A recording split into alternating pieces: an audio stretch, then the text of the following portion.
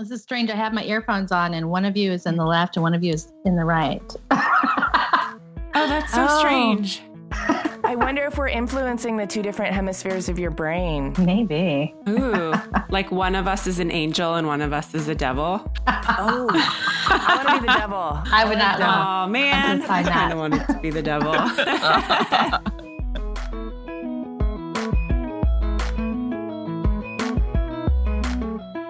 Hi, everyone. I'm Amy Devers. And I'm Jamie Derringer. And this is Clever. Clever's a podcast in which we have conversations with the super smart people who are shaping the world around us through design. And today, our guest on Clever is Austin, Texas-based product designer Rebecca Finell, who has an amazing success story, by the way, which you'll hear all about when we talk to her. But one key part of that success story involves supportive partners, both in life and in business. And you have a supportive partner, Jamie. Jordan. He's awesome. I do. Yeah, my husband, Jordan, is very supportive. He has his own job, but he still helps me with mine because I don't have a business partner. How does he help you? Is he a sounding board? I know he helps you by singing in the shower while we're having meetings. Yeah, that's not helpful at all.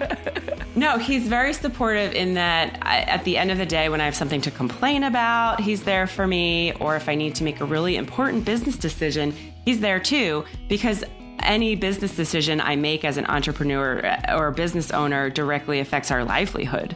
So, oh, yeah, of course. So he's got a vested stake. Yeah, it's kind of a big deal. Absolutely. And so would you say that communication is the most important aspect of your supportive partnership? I think that's a big part of it, but also trust. I mean, when you're running your own business, you are the one who has to generate the money. And so, it directly affects our security. And so he had to trust that I was going to be able to bring in my fair share.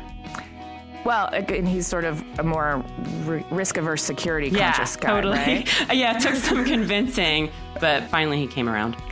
But it seems to me like he trusts not only your ability to execute, but your vision and what you're doing and your sort of higher purpose.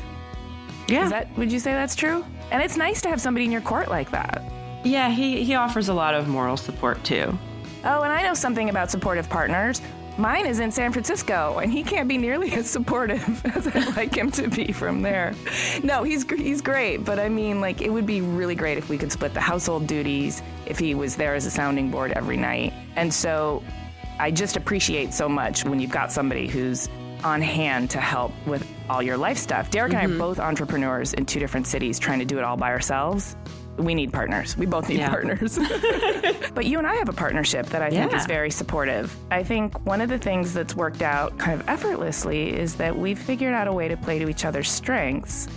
And then also, you and I keep each other in check. And by that, I mean, there's a certain amount of insecurity and vanity that comes into recording this podcast. And frequently I want to cut out shit where I sound like a douchebag or an idiot.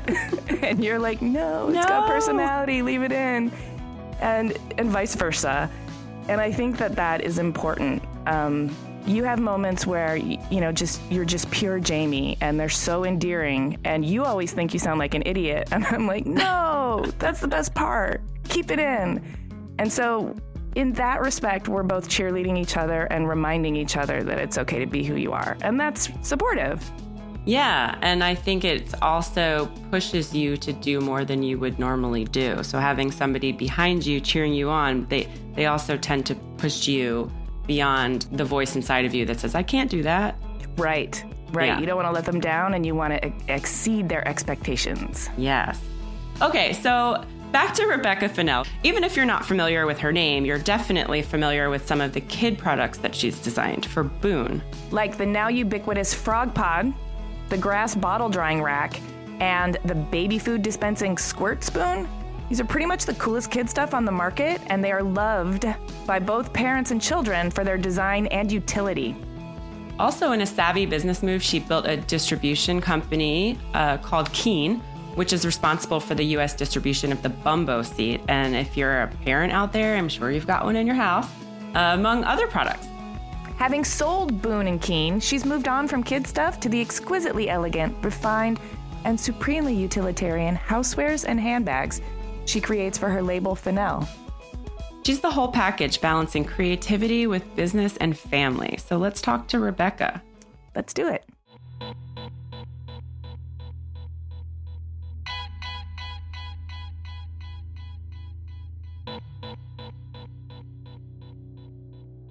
Well, it's great to talk to you, and thank you so much for taking the time out to do this, especially I know you have a newish little one to deal with, so I appreciate it.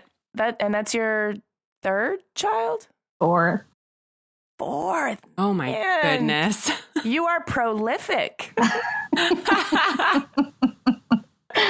love babies, and I was pretty much done. I have a 9-year-old and 2 teenage girls, and I felt like I had to have one more. So we snuck it in 3 days before I turned 40. Nice. Wow. Nice work. You're an accomplished young woman. You already know that I absolutely love your products because I own a few of them and am constantly sharing how much I love them and all of your new releases on Design Milk and on social media. So it's really exciting to have you on the podcast. Oh, thank you so much. One thing that we like to do is we like to start at the beginning. We like to give our listeners the backstory. So tell us about where you grew up and what was your childhood like? What was your family dynamic?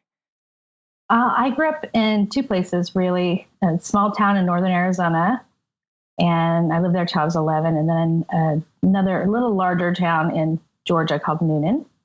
So the small town in Arizona is 2,000 people, really tiny. Everybody knew everybody. Great place to be a young kid. We just played literally outside all day, every day. I grew up in a large family. There were 5 kids. Lots of girls, 4 girls. Wow. Wow. But we didn't know we were girls. We just played sports all day outside with the boys. And then in Georgia, total culture shock when my parents moved there in the middle of middle school. But it was really fun. It was a fun culture to get to know, and kind of fell in love with the South and the slower, friendly culture there. And went all the way through high school there. Okay. And why did your parents move?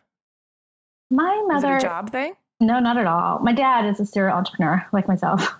Okay. They just chose Georgia. My mom loves Victorian era, and she wanted a Victorian home with all of the crazy and Victorian interior design. If you can imagine, the busy, kind of the opposite of myself. But yeah, that was really what drove. They were ready for something new.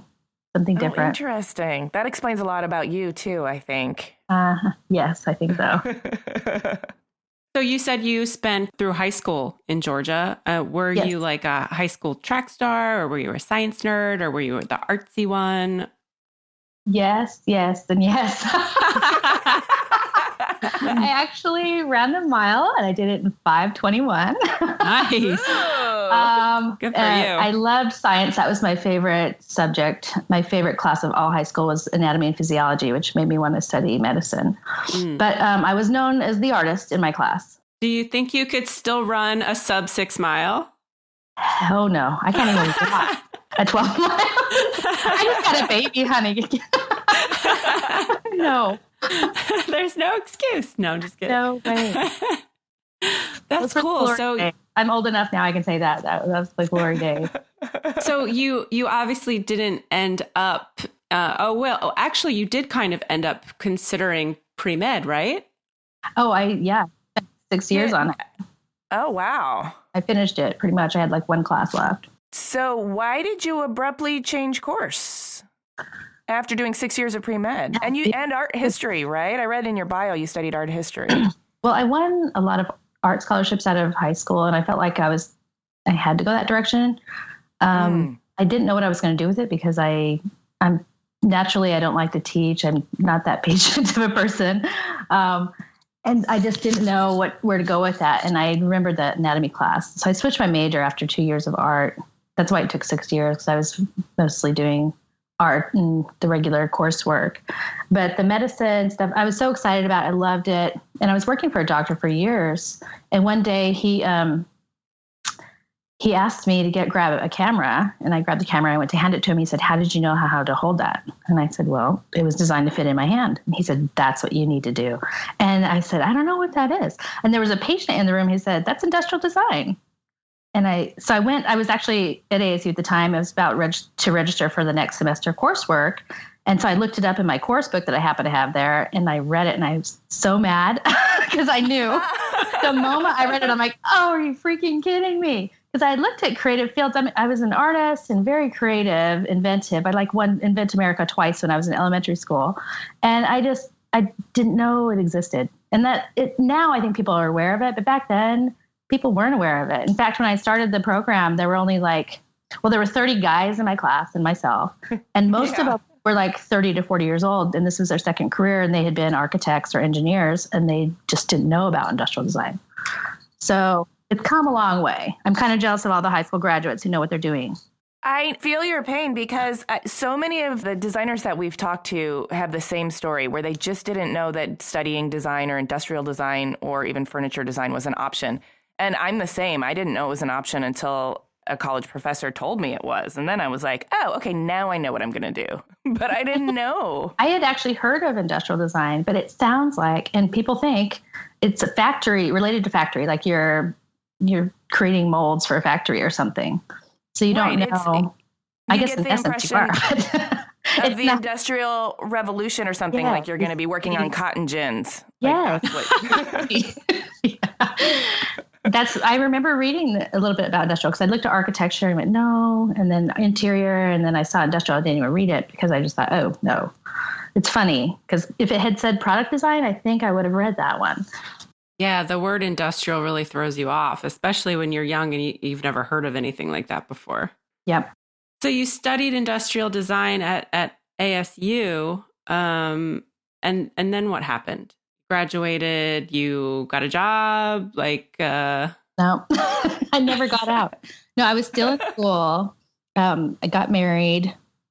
I got married, and then I found out about industrial design. So I went back to study industrial design. My husband was getting his MBA, and I found out we were pregnant 1 week into the program.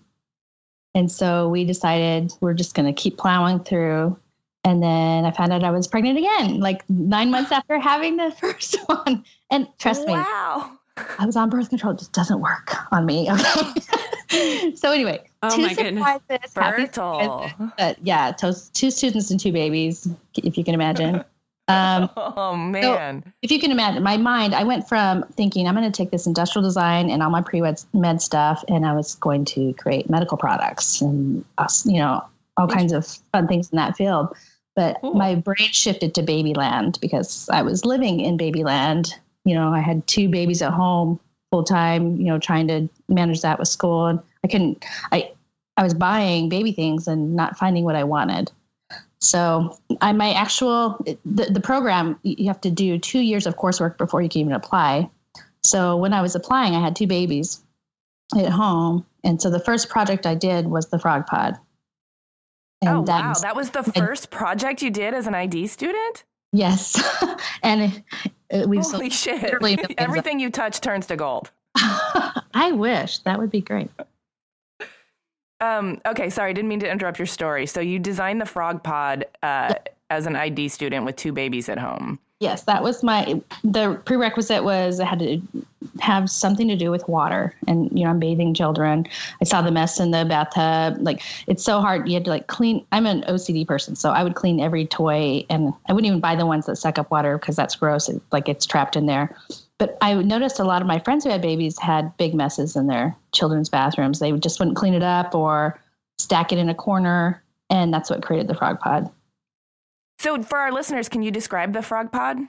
Sure. It's a bath toy scoop that is attached to the bathtub wall. And the scoop has a base that kind of acts as like a shelf for all your product. And then the scoop comes off the base, and you can scoop up all the bath toys and rinse them off and hang them up to dry without, one piece at a time, or a lot of people put them through the dishwasher, but it just keeps the residue off and keeps it up out of the reach of children. Oh, and it acts as a storage unit at the same time? Yeah, it's like a toy box in your shower. Oh, brilliant. I know a lot of people who need one of those. I actually have one. I have the whale pod, which is, I suppose, the brother or sibling of the frog pod. made a whale and a bug pod later because we had such demand. It was really great. We had a lot of knockoffs, so we thought we might as well knock ourselves off. So that actually turned into a company. So that was my first semester junior year. In between my junior and senior years, I applied to a design competition. I won grand prize with the frog pod. And I had a lot of buzz around the frog pod. A lot of stores were already contacting me. And I thought, oh, crap, I got to make this thing. I didn't think very many people would want a big green frog on their bathtub wall, but apparently there were. So I started Boone in between my junior and senior years. So my senior year, I'm doing a startup and all my senior coursework and taking care of my babies. It's kind of crazy. Oh, man. I can't even imagine it. I mean, I just have one kid and I feel like, so much work.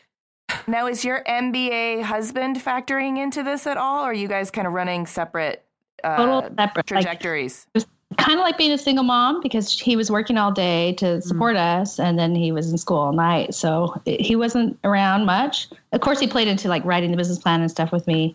But after that, 1 week after I graduated, I landed Target store-wide. So and that was super unexpected. And I didn't realize how crazy the pull would be for this product.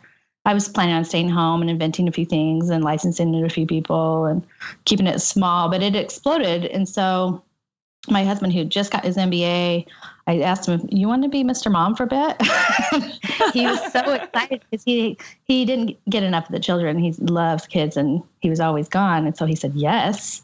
And after a year, I asked him again, how's it going? Still like your job? So now we're going, I think 14 years strong. He's Mr. Mom.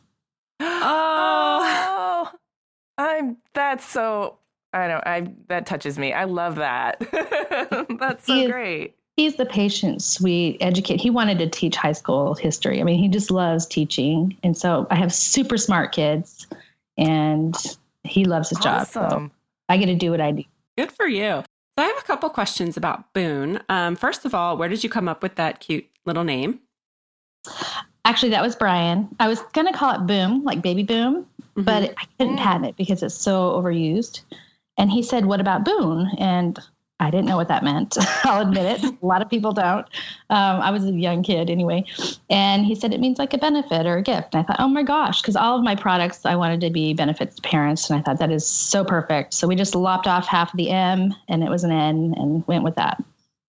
That's great. Having studied art history and being pre-med and industrial design, nowhere in there does it say like business stuff. Where did you get your business sense or savvy? Yeah, I was scared of that side because like you said, I had no background in that. And unfortunately, my dad was a serial entrepreneur, but I didn't ever learn or ask about anything he was doing. So that didn't help. And so I actually sought out a partner who could help me who knew business. And I found this guy who was looking to buy a company because he just wanted to own a company. He was trying to find a product and I had a product and needed, someone who could run a company. And he had just finished his MBA at Pepperdine, focused on entrepreneurship. He was ready to go and he could fund it a little bit, which a little bit was a lot more than I had. So it worked. And I had a partner with Boone and we did everything side by side, from, writing the business plan to incorporating and all the big decisions we did together. I was in charge of all of the branding, marketing, product. He was in charge of sales and operations. And so I definitely learned a lot from him, but I think along the way, I got my MBA. I'll just say that. Along the way. You got your MBA on the job, which is fantastic. Yeah, an honorary one. Out of curiosity, how did you link up with this partner? I met him at church. Met him in church. Yeah. Oh, that's nice. We both had babies in the nursery and we were in there talking one day and he invited me over for a birthday party because he had 3 girls and I had 2 girls in between his 3 girls' ages. And so we just started hanging out. And I was actually at that party where the moms were over talking about kids. And I was kind of listening to the guys sitting on the couch. They were all talking about business. And one of them, that's when he said, I'm just looking for a product. I'm like, oh, crap. It's totally meant to be. Yeah. Partnership in business is a lot like partnership in life and in romance or any other like really important endeavor, I'm guessing that turned out well and you guys had a really fruitful partnership because you guys ended up selling Boone after a while, right? That was our plan from the get-go. We sat down at a table and said, okay, what's our goal? How many years or what dollar amount do we want to get to? And we decided, we're building this to sell it. And so with that in mind, we passed our goal at year 4 and sold it at year 7, much higher than what we hoped. So it was really good. Yeah, partnership can make or break you. I've seen some really bad ones. I loved my partner, Ryan Fernandez. We had a lot in common, and we're both A types and, shooting for the stars. So it's usually us against our CFO. We always had the same opinion.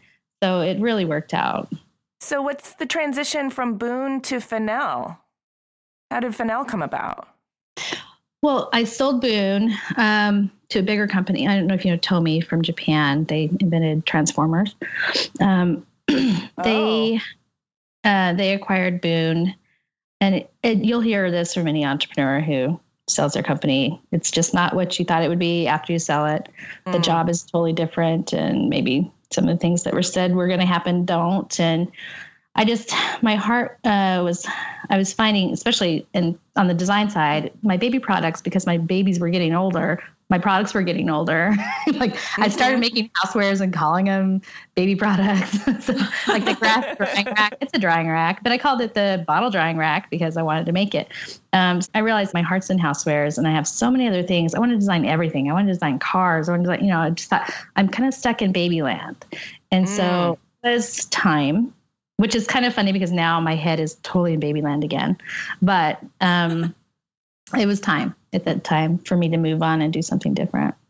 And handbags are part of that something different. Beautiful handbags. Mm-hmm. Is that also just out of desire to make something you wanted?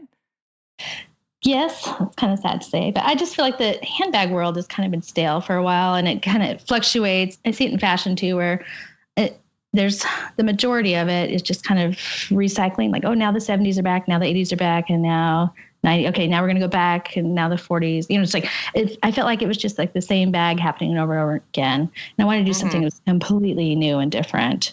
And so almost everything I've ever created is honestly something I wanted. But I found in creating, especially Boone and Boone products, I'm not the only one who wants it. So if there's a hole or an opportunity that I see, I generally go after it. And this one, the Finell brand, I named it Finell this time instead of Boone or something like that, because I wanted to be able to create many different things under one umbrella. And so it doesn't have to be all housewares or all handbags. I'm working on jewelry. There's a whole bunch of other things I want to play with. So I just wanted a brand that I could sell into multiple channels from. And do you have a partner with this brand, or is it all you? All me. You all the time. All you. That damn powerful lady. I love it. I just want to talk a little bit about silicone, because you used silicone with Boone. And then when you launched Finell and started getting into the housewares, a lot of the initial collection was created using silicone. What made you decide to use that? Is it because you worked with it so much in designing children's toys? No, and I didn't get to use it as much as I wanted to because it's expensive for plastics. And when you're making things for Target in the mass market, every penny counts. So unfortunately, I didn't get to use it as much as I wanted to. And I did get to play with it, and I love silicone. It's such a versatile, interesting material. You can do amazing forms and textures, and I've always loved it. And I haven't done too much with it at Boone. And then with this company, I'm only dabbling in like the finest materials. And so I have like hand-blown crystal, solid brass, like the highest grade stainless steel, beautiful walnut woods. Beautiful things. And I was creating this line, what is now the silicone vessels, and their forms made it very hard to use like a bone china or some kind of material that would be fragile because they're very pointy at the ends. There's little sharp points or thin edges that would just crack and break all over the place.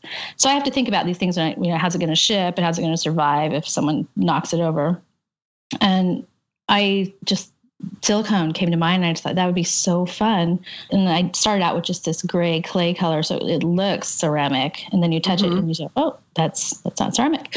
So I started playing with that, and it's actually the funnest thing at the trade shows. We put all the gray ones out in the front counter, and people walk by, and they're very delicately touching, and then they freak out. And, oh my gosh, this is silicone. And then they sit there. We call it the petting zoo because they just sit there and pet it because it's so soft. But I love to play on the material. And I always, with everything I do, I look at, what is the best material for what I'm trying to create. So this is like indestructible. You can put it like a candy dish the kids can't break, So it's fun. So you're based in Austin, Texas, which when I think about Austin, I don't necessarily think like, oh, that's where all the luxury design items are coming from. But how did you land there after ASU? It's not luxury. Just kidding. I had a big design staff at Boone, and they kept talking about Austin. And it was really hard to get design type. So I'm talking about my graphic designers and marketing people, just get the type of people I want to move to Phoenix because it's not a design hub. You don't hear that, unfortunately, because I love Phoenix. But I kept hearing everyone to move to Austin. And I'm like, no, don't leave me. And my work I'd never been here, never taken me here. And so I thought, I just need to go check out Austin. My husband was telling me I was about to build my dream house in Phoenix. And my husband said, no, let's just look around, And I thought, well, I do want to start up this Finell brand, and I should be somewhere where people don't want to leave, where they actually want to come, or they already are. So I'd already been to all the design hubs all over the United States, except for Austin.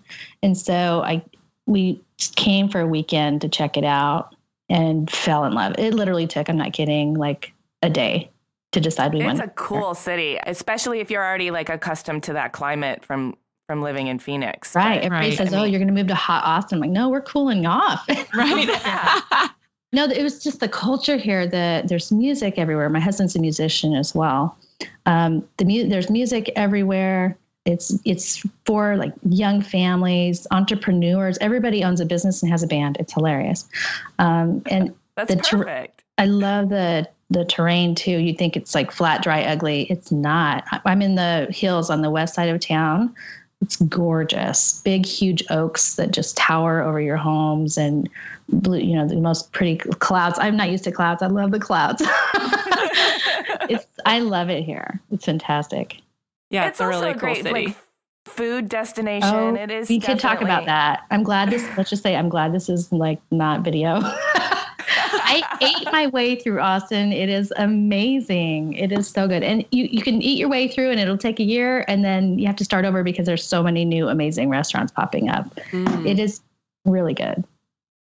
So I want to shift gears for a minute because I want to kind of backtrack to Boone. I'm wondering how you felt about being in the kid industry or in the child product industry. How did you feel about the marketing of kids' toys? For example, like I'm sure at the trade shows you saw lots of like pink and princesses for girls and blue and tools for boys. How do you feel about that? Well, that's kind of my answer. With the Frog Pod, I originally started having, or I was going to license it to like Fisher-Price or Sassy or one of the bigger companies. I actually talked to all of them, and they all had a plan for it where they wanted to turn it into Elmo or shrink it down to do, be one of their Dora or whatever characters that you see everywhere. And I just wanted it to be this really cool sculpture. And I wanted it to be big because of the utility. It's a toy storage. You don't want it to be small. You can't get any toys in it. And so they were all about price points and licensing characters. And I realized there was just such a place, there was such a hole. Like I said, I saw this opportunity where there needs to be some design savvy products. Mm-hmm. And I'm not kidding. Everything in the industry was blue plaid, navy blue plaid, and it had Mickey Mouse or Winnie the Pooh on it at the time. This is 15, 16 years ago. And so I wanted to do something different. And I was one of the first brands that had like orange, and I call it Frog Pod Green, the bright green, and doing kind of gender neutral, funky, cool little objects instead of something very specific to boy or girl. And I didn't want to license any characters. I wanted to do something that's unique. And it really hit. I mean, that's why it did what it did, because there wasn't anything like it at the time. At the trade show, everything was, if you can imagine, it's so much better now. I love it now, but back then, everything was over decorated with primary colors. Every inch of every package was covered with stuff. And so I did everything the opposite. I had this big plain white booth in the middle of the sea of rainbow. And then I had each product up on a pedestal that was all white and just did really, really crisp design. And I think Jamie saw my booth once, right, Jamie? Mm-hmm. And I just kept it really simple and modern, and it stood out. And so that's that. I just felt like it was too polarized. I like gender neutral.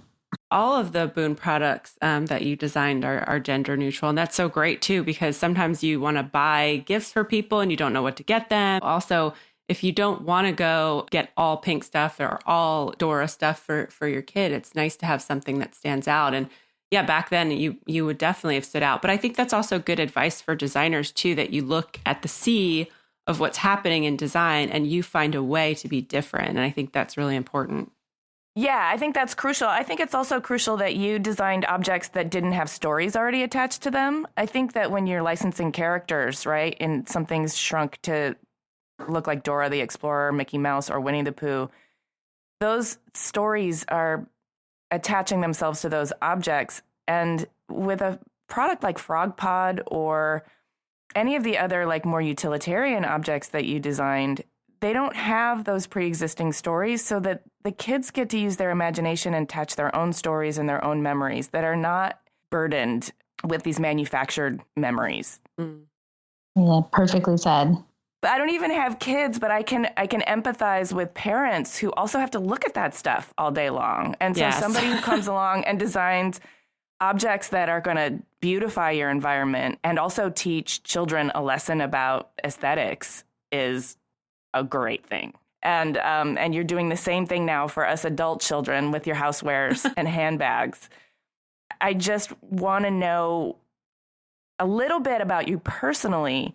If you have any advice, because clearly you have 4 children, you've now built 2 businesses, and you're a designer. Actually, 3. Oh, but who's counting? What? No, I'm counting. What's the other one? No, the one at Boone, we had so many people with products coming to us and saying, "Can you help me launch this product, or can you put it in your product line?" I had a very specific aesthetic going on at Boone, and I didn't want to take anybody else's product into that. And also not just aesthetic, but a utility that is very different. And so after denying people year after year, we started to get some offers that were pretty sick, like the number 1 selling product in the UK. And so we decided to start a distribution company. We called it Keen Distribution. And so we started taking other people's products and distributing them through our channels. So when I go to see my big buyers like Target, I would sit down and say, here's the Boone line, and here are all the other lines that I represent. And so that company actually grew so fast. It was bigger than Boone in a couple of years. It was huge. So the one that I stumbled onto was the Bumbo seat. They needed new distribution, so we took over that business. That one, it's a big one. That's a big one. So yeah, that one was almost too big to take, but we did. It was really fun. I got to redesign all the packaging, do photography, redo how they were marketing everything, even did some line extensions for them. So it was so much fun. I don't have kids, so I don't know what the Bumbo seat is. Can you tell us childless people what that is? It is a seat that's made out of foam that you can sit your kid in. Between 4 and 6 months, your kid wants to sit up, but he or she can't because they topple over. So the old school way was put pillows all around them and try to balance their weight. But that's dangerous, number 1, and annoying because the pillows just move and they fall on their face anyway. So this is actually something that can hold them up so they can see the world and be happy, and you don't have to worry about them falling down. Okay, so do you still own Keen, or did you sell that when you sold Boone? We sold them together. Yeah. Okay. All right, so back to my initial question.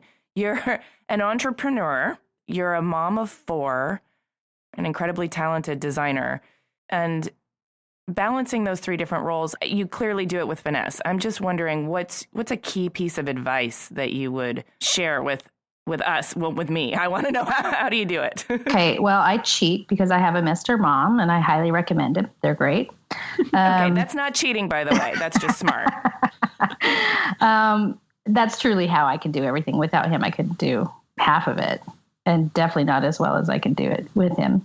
But I'd say, I've asked this question a lot. People ask me, how do you have life balance? I don't believe in balance. It doesn't exist. Sometimes your business needs you and sometimes your family needs you. And so you try to get to balance the best you can. And there are times where you have to give more to one or the other. And what I try to do is just be very, very present when I'm with one or the other. So when I'm at work, I get crap done. And when I'm home with the family, and I focus on the family and make the time with them special. So whatever you're doing, do it. Yep. I like it. That's what you got to do. And when you're not doing mom, family, designing, or building a business, you're just being Rebecca, having fun. What does that look like? Are you like exhausted on running? The couch, eating chocolate and watching a movie? Unfortunately, right now that's true because I'm nursing, but I still love outdoors. I'm a hiker. I love to hike. I love to travel. I think my favorite thing with my family is traveling.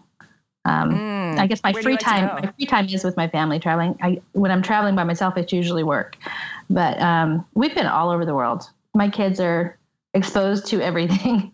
We've taken them all over. Our last trip that we loved was all of Scandinavia. We just popped from country to country and tried all the foods and stayed like in the central areas and did a lot of walking and it's such a fantastic way for kids to get to know so much more than just their own little corner of the world. Yeah, what a wonderful opportunity. Yeah. They've been everywhere. Africa, Italy, they've been everywhere. And it's really fun to hear them tell stories. Because they do. They remember the little things. It's kind of annoying because they'll remember like the pizza in the hotel. But they have good memories of all of that. All right, I have some fun questions for you. The first one would be, if you could design anything, what would you design? Because you mentioned you want to design everything. So I want to hear, like, what's your dream job? Finell. That's exactly what I'm doing. You're just going to cover all the bases with Finell as much as you possibly can. I would love to design a car too. I'm not going to lie. I would love, and that would be a little difficult under the Finell umbrella, but I would love to design a car. I'm actually designing a house right now, which is really fun. Ooh, that's very exciting. And is it a house for your family? Yes.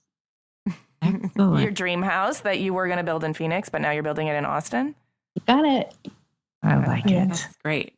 Okay, I assume you carry a Finell purse wherever you go, and I want to know what's in your bag right now. I was hoping you would nest that.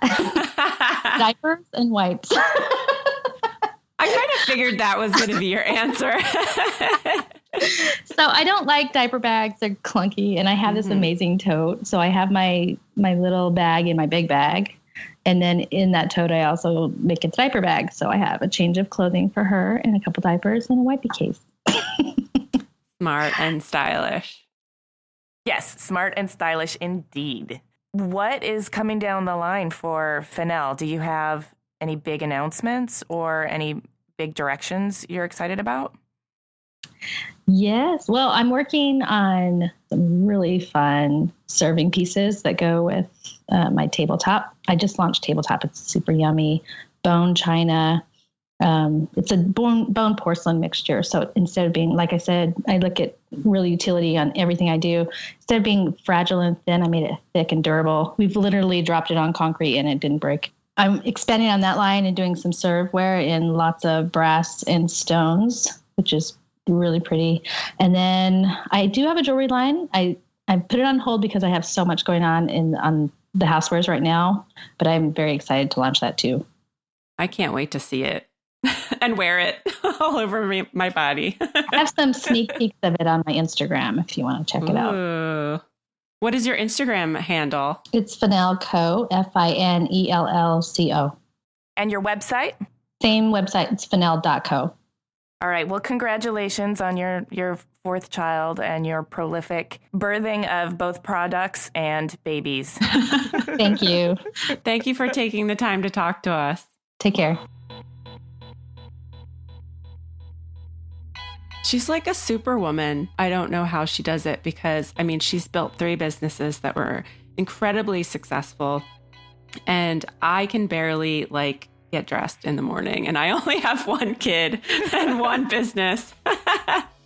She must have a real solid business intuition. So she's a little bit surrounded herself with really smart business people. Her husband with the MBA and then her business partner at Boone. And clearly she's no slouch. She picked up a lot of information from those people. But I have to think that some of that is instinctual as well. And maybe it's in her DNA from her serial entrepreneur dad. Probably. And she also mentioned she's type A, and a lot of us type A people are just like that. We're just always determined to be successful and do the best job that we can. But I also think it's really important to have a support system and to also know what you're not good at doing.